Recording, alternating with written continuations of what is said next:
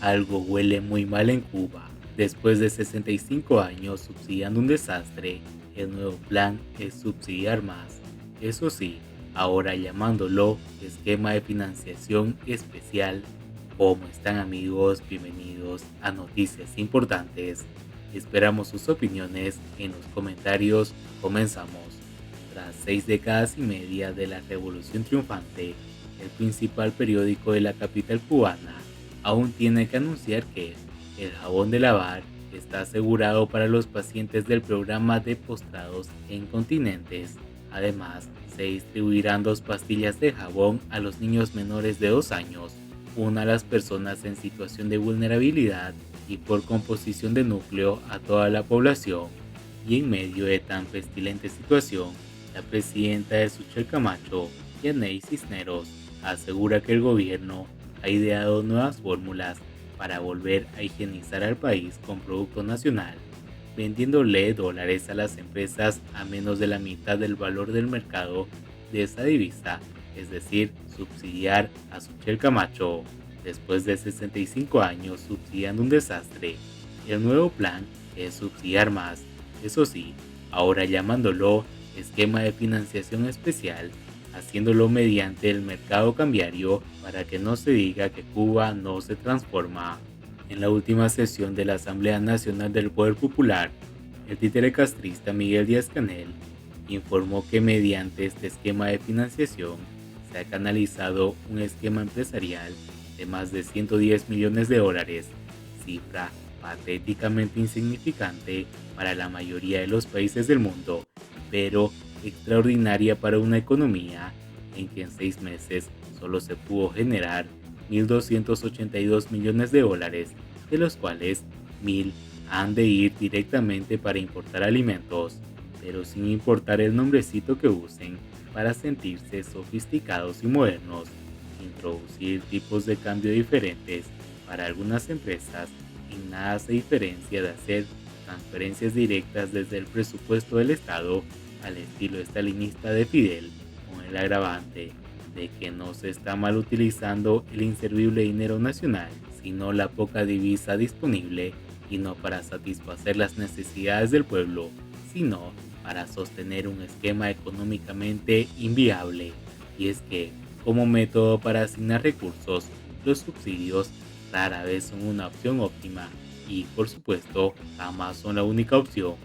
Recurrir a ellos constantemente y generalizadamente, como lo hace el castrismo, denota la falta de armonía de la economía cubana, centralmente planificada, limitada, contenida e intervenida, siempre al servicio del gobierno y jamás al de las fuerzas de oferta y demanda, es decir, desconectada tanto de la capacidad como de la necesidad del pueblo.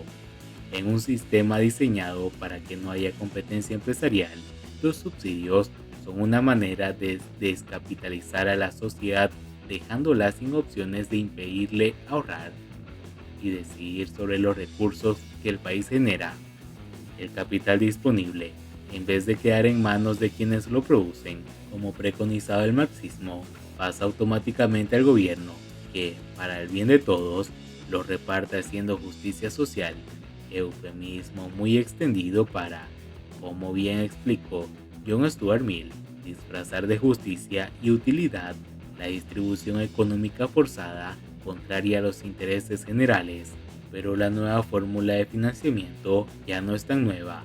2 años llevan subsidiando a Suchel Camacho con este esquema, 2 años en los que esa heroica empresa estatal socialista ha logrado producir 296.000 unidades de champú, 275.000 acondicionadores, 2.000 desodorantes, 2 millones de jabones, 241.000 cremas dentales y 159.000 colonias. Tal producción se distribuye de siguiente modo: un champú al mes por cada 891 cubanos, un acondicionador al mes por cada 956 cubanos, un desodorante al mes por cada 132.530 cubanos, una crema dental al mes por cada 1.100 cubanos, un jabón al mes por cada 132 cubanos y una colonia al mes por cada 1.660 cubanos. Ya se entiende por qué huelen como huelen las guaguas en Cuba. Un desodorante al mes por cada 132.000 personas es lo que produce esta revolución. Tan maloliente miseria es fruto de las subvenciones en Cuba, que no son un mecanismo para promover el crecimiento, como fracasadamente se intentó en Argentina o en India, o exitosamente se logró en Corea del Sur o Singapur. Las subvenciones en Cuba son un mecanismo para perpetuar la miseria de un sistema extravista siempre alerta para reprimir cualquier institución, formal o informal, que pueda servir para fortalecer a la sociedad civil. De ahí lo ingenuo de creer que las MIPYMES podrían empoderar un sector que pudiese eventualmente plantarle cara a la política del régimen, que el castrismo, aún después de 65 años fracasando con esta política, elija subvencionar antes que abrir el mercado a la competencia privada en un tema tan poco interés para la sociedad nacional. Hablamos de jabones y desodorantes, no de petróleo o níquel. Deja claro que, aunque en la superficie el sistema aparenta estar cambiando, en esencia sigue siendo la misma y lamentablemente no hay ninguna propuesta real desde el gobierno para modificar las causas de la creciente miseria y el mal olor de la sociedad cubana. Siguiendo con las noticias, control de daños, el régimen dice que se opone a la participación de cubanos en cualquier conflicto. El ministro de Relaciones Exteriores de la dictadura cubana, Bruno Rodríguez Parrilla, contradijo las palabras del embajador en Moscú, Julio Garmendia, quien aseguró que el régimen no se opone a la participación de ciudadanos cubanos en el nuevo orden mundial siempre que fuera legal.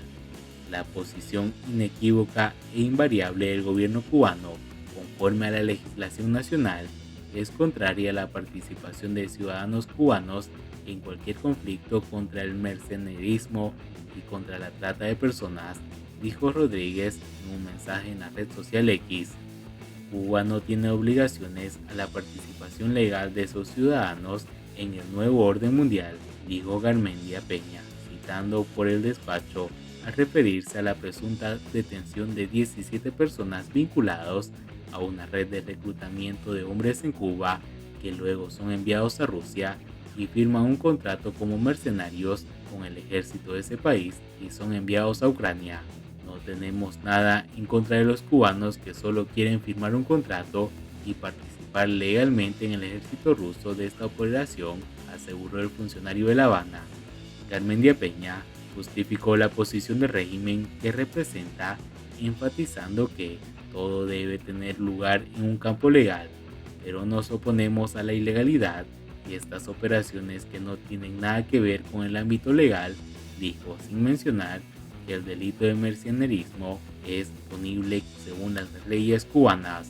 La semana pasada, y después de que medios de Florida y de la prensa independiente denunciaran la contratación por Rusia de cientos de cubanos reclutados en la isla y enviados a ese país para sumarse a las fuerzas invasoras que combaten en Ucrania, primero el ministro de Relaciones Exteriores y luego el ministro del Interior lanzaron una campaña de limpieza de imagen que no convence a los cubanos. Según el régimen cubano, los responsables de la presencia de cubanos en tropas rusas son una red ilegal. La responsabilidad de Moscú en el asunto no ha sido mencionada. Pese a las denuncias de La Habana y a las evidencias de que hay cientos de personas de la isla contratadas por el Ministerio de Defensa del Kremlin, la Duma rusa aseguró que Moscú no ha reclutado a cubanos. Y bien amigos, así vamos terminando las noticias importantes del día de hoy. Por favor, nos ayudarían mucho compartiendo las noticias y así poder informar a muchas más personas de la verdadera realidad en Cuba. Patria y vida mis hermanos, nos vemos en el siguiente informe.